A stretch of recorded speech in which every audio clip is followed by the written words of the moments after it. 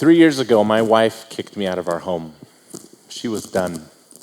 As much as I had tried, I still had not overcome my addiction to pornography. At the time, we had been married 3.5 years, and I had struggled much longer.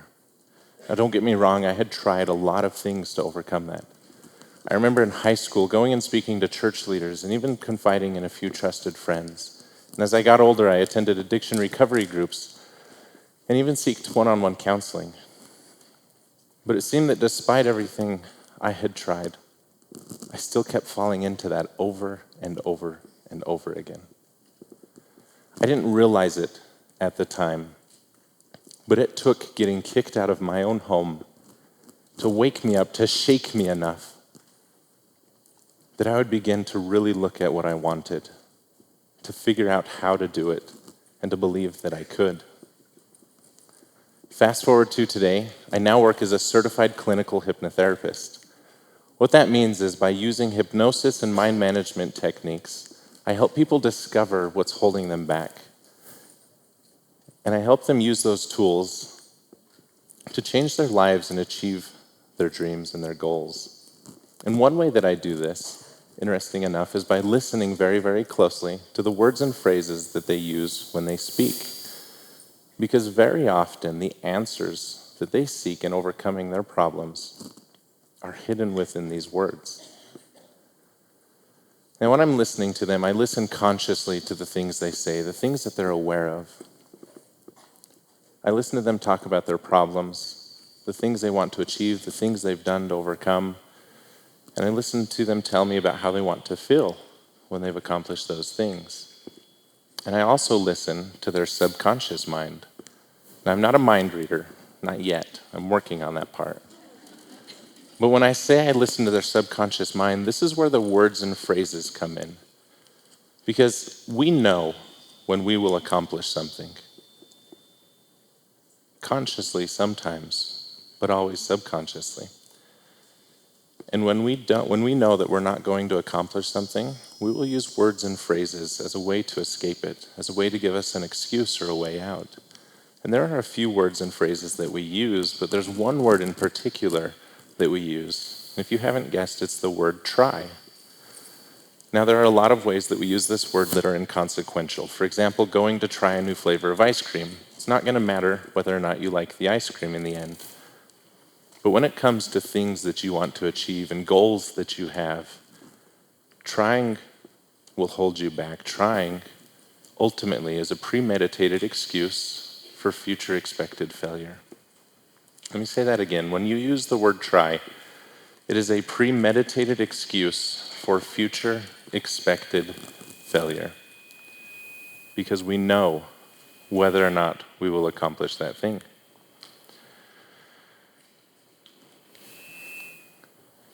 When we use, actually I want to do an experiment with you guys really quick.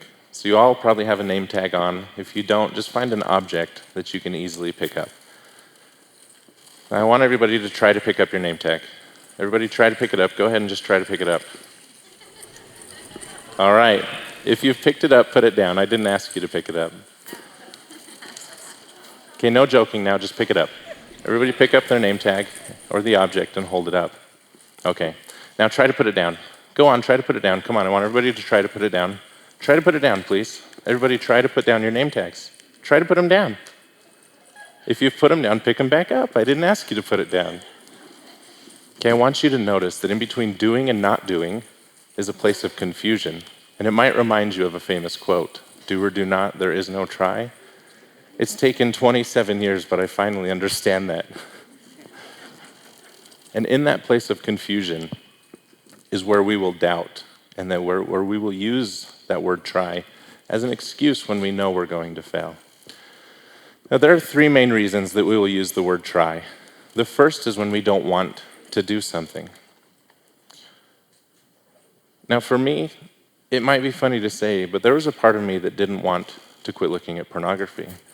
To a degree, it served a purpose, like any bad habit does. It's a coping mechanism, and to some degree, for at least a short time, it makes us feel to some degree better, at least for that moment.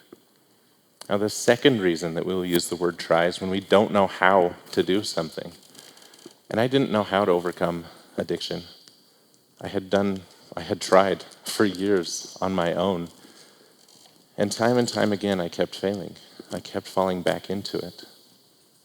And that third reason that we will use the word try, and this, in the end, held me back the most, is when you don't believe that you can do that thing. So what do we do with this information that our subconscious mind has given us through our word choice of the word try?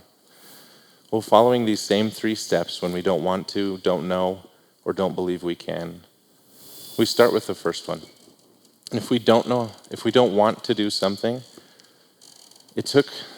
when we don't want to do something, get really clear on what you do want. For me, it took getting kicked out of my home, and I don't recommend it for anybody. When you don't know how to do something, and that was my situation, there's somebody that does, and there's somebody that's gone through or done what you're seeking. One example of that is a good friend of mine who for years has wanted to speak to youth groups. I talked to him about this, and I kind of asked him if he tried, and he's like, yeah, I tried for years. And it wasn't that he was a bad speaker or that he couldn't do that part, but he didn't know how to get the gigs. Well, by asking a few questions and by making a few connections, meeting a few people who did know the how, he's now booked his first speaking gig next month. And that third reason, when we don't believe, one of the keys to unlocking that is found in wanting and knowing. And by doing what we want and making those decisions, and then by taking the steps that we do know how to take, you will begin to believe in yourself more. And that's what I started doing. I spent 3 months out of the home in which I had to seek deep and find the answers to know how to overcome that addiction. And it wasn't easy. And it took months, even after I was able to come back into the home. But when I got really clear on what I wanted, when I learned what I needed, when I learned the things that I didn't know how to do, and I took steps on those, and I believed in myself more than I ever had, because I had gotten beaten down time and time again, and I quit believing. When I took those steps and started to believe, I overcame that, and I moved forward. Ultimately, it was when I quit trying that I succeeded.